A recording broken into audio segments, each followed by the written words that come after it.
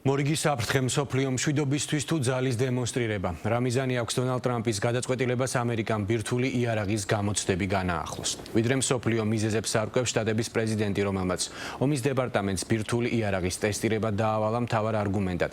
სხვა ქვეყნების მხრიდან ბირთვული არსენალის გამოცდების დაწყებას ასახელებს. რუსეთი და ჩინეთი ტესტირებების დაწყებას კატეგორიულად უარყოფენ. ოფიციალური პეკინი იგი ვაშინგტონს 1996 წელს ხელმოწერილი შეთანხმების დაცვისკენ მოუწოდებს, რომლის მიხედვით ხუთი ქვეყანა ნებისმიერი სახის ბირთვული იარაღის ტესტირების აკრძალვას დათანხმდა.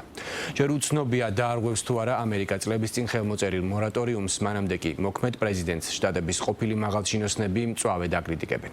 თაკო მუშკუდიანი დეტალებით.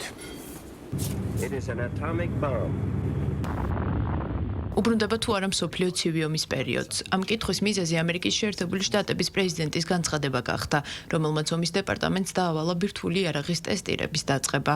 1992 წლის შემდეგ ეს იქნება პირველი შემთხვევა, როდესაც ამერიკა ბირთვულ არსენალს გამოცდის. როდის და სად დაიწყება ბირთვული იარაღის გამოცდა, ზუსტი ინფორმაცია არ არის ცნობილი. თუმცა სავარაუდოა, რომ ტესტირება ნევადას უდაბნოში ჩატარდება, იქ, სადაც ამერიკა აქტიურად ატარებდა იარაღის გამოცდას მის შეწყვეტამდე. დონალდ ტრამპი კი ამბობს, რომ ამის შესახებ უფრო დეტალურად მალე გახდება ცნობილი. ეს მალე გახდება ცნობილი. თქვენ იცით, რომ გვაქვს სატესტო ადგილები და ეს მალე გამოცხადდება. საინტერესოა ის ფაქტი, რომ ბირთვული არსენალის ტესტირებაზე განცხადება ტრამპმა ჩინეთის პრეზიდენტთან შეხვედრამდე გააკეთა.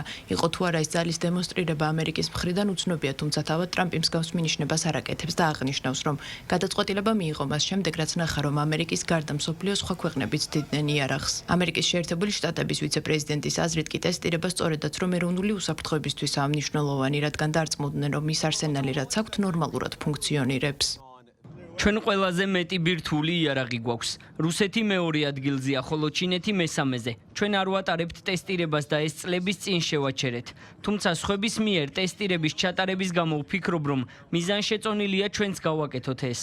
ტრამპის ინიციატივის საპასუხოდ კრემლში ამბობენ, რომ მათ არანაირი ინფორმაცია არ ჰქონდათ იმის თაობაზე, თუ ატარებდა რომელიმე ქვეყანა ბირთვული იარაღის ტესტირებას, ხოლო თუ ამერიკის შეერთებულ შტატებს ეს გადაწყვეტილება რუსეთის მიერ ბირთვული დანადგარით აღჭურვილი ახალი ფრთოსანი რაკეტის ბურევესტნიკის გამოცდას უკავშირდება, მაშინ დონალდ ტრამპის შეცდომაში შეუყვანიათ. ეს ტესტირება არ შეიძლება იყოს ინტერპრეტირებული როგორც ბირთვული ტესტირება. პრეზიდენტმა ტრამპმა აღნიშნა მის განცხადებაში, რომ სხვა ქვეყნებიც არიან ჩართული ბირთვული იარაღის გამოცდაში. აქამდე ჩვენ არ ვიცოდით, რომ ვინმე ატარებდა მსგავს ტესტს და ყველა შემთხვევაში თუ ეს უკავშირდება ბურევესტნიკის გამოცდას, მაშინ ეს არ არის ბირთვული ტესტირება. გერმანია კი მოუწოდებს რუსეთსა და ამერიკას თავი შეიკავონ ბირთვული იარაღის ტესტირებისგან. ქვეყნის საგარეო საქმეთა მინისტრი ხაზგასმით აღნიშნავს, რომ მნიშვნელოვანია ბირთვული იარაღის მქონე ხუთივე სახელმწიფომ განაგრძოს გამოცდაზე მორატორიუმების დაცვა. ქვეყნის მოწოდება ასევე შეეხება ჩრდილოეთ კორეას, ერთადერთ სახელმწიფოს, რომელიც ატარებს ბირთვული იარაღის გამოცდას 21 საუკუნეში. გადაწყვეტილებას გამოხმაურება მოყვა ჩინეთსა და ირანში. ირანის საგარეო საქმეთა მინისტრმა იმ ქვეყნის, რომლის ბირთვულ ობიექტებსაც ამერიკამ რამდენიმე თვის წინ დაარტყა, დაგმო პრეზიდენტ ტრამპის განცხადება და აღნიშნა, რომ ეს გადაწყვეტილება გლობალურ საფრთხეს ქმნის. ჩინეთი კი იმედოვნებს, რომ ამერიკა მორატორიუმს დაიცავს. ჩინეთი იმედოვნებს, რომ შეერთებული შტატები გულმოდგინედ დაიცავს და პატივს სცემს ბირთვული გამოცდების აკრძალვის საერთაშორისო ხელშეკრულებით ნაკის ვალდებულებებს და მიიღებს კონკრეტულ ზომებს საერთაშორისო ბირთვული განიარაღების და გაავრცელებლობის დასაცავად და გლობალური სტრატეგიული ბალანსის და სტაბილურობის შესანარჩუნებლად. ბირთვული არსენალის გამოცდა შეშფოთებას იწვევს ყოფილ მაღალჩინოსნებში.